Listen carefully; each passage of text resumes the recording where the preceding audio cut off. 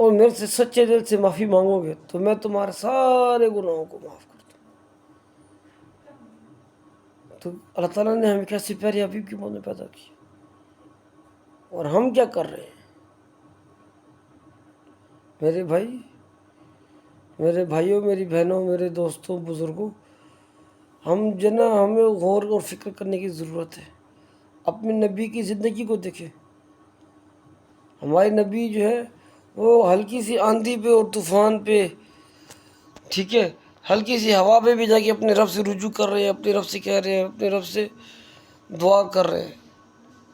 تو ہمیں بھی ایسا ہی کرنا چاہیے۔ جب کبھی کوئی ایسا معاملہ ہو، ہم فوراً کیا کریں کہ اللہ کی بارگاہ میں جائیں، سجدہ سجود کریں، اپنے رب سے معافی مانگیں، اپنے رب سے خیر کی دعا کریں، اللہ سے دعا کریں کہ اللہ یہ جو بارش ہے، طوفان ہے، ہوا ہے، اس کے اندر تو خیر ڈال دے اور شر کو ختم فرما دے۔ یہ ہم اللہ سے دعا مانگیں، اور ہر وقت ہم اپنے اللہ سے یہ دعا مانگیں کہ اللہ ہمیں ہر طرح کے عذاب اور مصیبتوں اور تکلیف سے بچا کے رکھ۔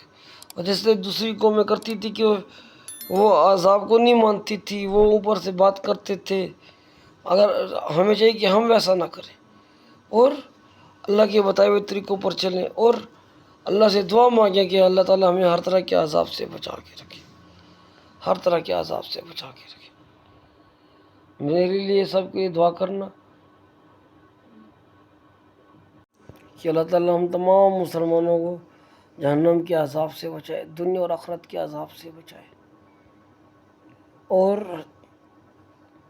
اللہ ہمیں ہدایت کے راستے پہ گامزن کرے۔ اللہ ہمیں ہدایت عطا فرمائے تاکہ ہم گناہوں سے بچ کے نیکیوں کی طرف چلیں، نیکیوں کی طرف بڑھیں۔ آپ سب اپنا خیال رکھنا۔ اللہ حافظ۔ تو اللہ تعالیٰ تو ہم کو گمراہی سے نکالنا چاہتا ہے۔ اللہ نے 1,24,000 کا وہ انبیاء کرام کو بھیجا کہ اس لیے تاکہ وہ لوگوں کو دنیا سے ہٹا کے اللہ کی طرف لیں، ان کو بولیں کہ بھی دنیا سے ہٹ کے اللہ کی طرف آ جاؤ، اللہ کو ماننے والے بن جاؤ، ایک اللہ کی عبادت کرنے والے بن جاؤ۔ یہ نبیوں کی محنت تھی تاکہ لوگ دنیا سے ہٹ کے دین کی طرف آ جائیں، من چاہیے زندگی کو چھوڑ کے رب چاہیے زندگی کی طرف آ جائیں۔ نہیں تو پھر ہمارے ساتھ بھی ویسا ہوگا جیسا پچھلی قوموں کے ساتھ ہوا، جیسا ابھی ہوا۔ جیسے دبئی میں اب بارش ہوئی، کسی کو نہیں پتا تھا اس کے آنے سے پہلے کہ وہ نقصان دہ ثابت ہوگی یا اچھی ثابت ہوگی، کسی کو نہیں پتا تھا۔ تو میرے بھائی، میرے بھائیوں، میری بہنوں، اس پہ ہمیں بڑے غور اور فکر کرنے کی ضرورت ہے کہ جیسے اگر دبئی میں سیلاب آ سکتے تو کیا ہمارے اوپر نہیں آ سکتا؟ اگر بہت خطرناک بارش ہے، یہاں نہیں ہو سکتی؟ ابھی پیچھے کچھ دن ابھی لگاتار ابھی ادھر بارش تھی، اس نے پتہ نہیں کتنی کوئی تباہی کہاں کہاں کر دی ہوگی، کدھر کدھر پتہ نہیں کتنا کوئی اسے نقصان کیا ہوگا۔ تو اس کے لیے میرے بھائی، جب کوئی بارش آتی ہے، ہوا چلتی ہے، دھوپ نکلتی ہے، تو اس پہ جو خوشی کا اظہار کیسے کرنا ہے وہ ہمارے نبی نے بتایا ہے کہ ہم اپنے رب سے نفل پڑھیں، دعا مانگیں، اللہ سے بولیں کہ یا اللہ یہ بادل تو نے دیا، یہ اللہ جو بارش برسائی، جو ہوا چلائی، جو دھوپ دی ہے، اللہ اس پہ ہمارے لیے خیر ڈال دے، اس پہ ہمارے لیے خیر ڈال دے۔ ہمیں ایک صحابی نے دوسرے صحابی سے پوچھا کہ جب حضور صلی اللہ علیہ وسلم کی زندگی میں اگر کبھی کوئی گرہن لگتا تھا تو وہ کیا کرتے تھے؟ تو صحابی بولے کہ اگر حضور صلی اللہ علیہ وسلم کی زندگی میں اگر چھوٹی ہلکی سی بھی کوئی ہوا چلتی تھی، ہوا اگر تھوڑی تیز ہوتی تھی، تو حضور صلی اللہ علیہ وسلم فوراً وہ نماز میں اس میں مشغول ہوتے اور اپنے رب سے سیدھا وہ سجود کر کے اپنے رب سے یہ کہتے کہ اللہ کیا آپ نے مجھ سے وعدہ نہیں کر رکھا تھا کہ میرے ہوتے ہوئے آپ میری امتی پر کوئی عذاب نہیں لائیں گے؟ ہمارے نبی کی دعائیں ہیں۔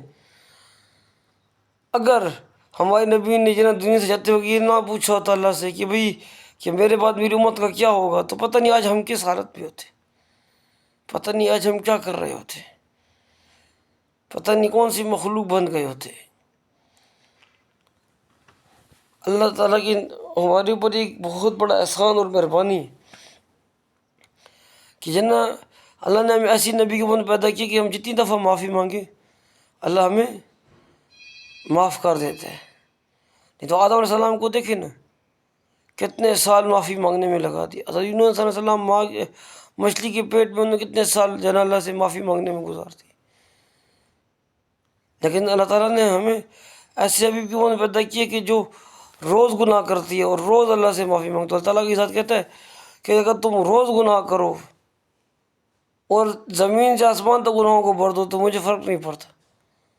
اللہ تعالیٰ کہتے ہیں کہ بھی کہ اگر تم ایک دفعہ اگر میرے پاس اگر آؤ گے، شر والی چیزوں سے بچا لے ہم کو۔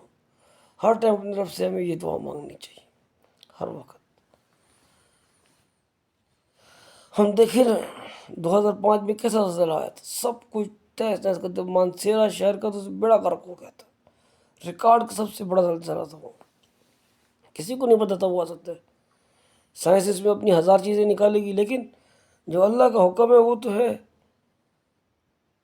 کرنے والی۔ جو اگر سائنس جو وجوہات بتا رہی ہے تو وہ اسباب بنانے والا ذات بھی اللہ کی ذات ہے، اللہ چاہے تو بنا اسباب کے سب کچھ کر سکتے ہیں۔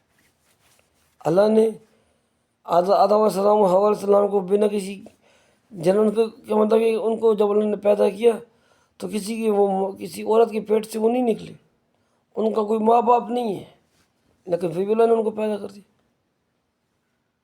ایک لاٹھی جو ہے وہ نقصان دینے والی چیز ہے، نفع دینے والی چیز ہے، لیکن جب حضرت موسیٰ علیہ السلام نے اس کو پھینکا تو وہ اژدہا بن گیا، تو نقصان دہ والی چیز بن گیا۔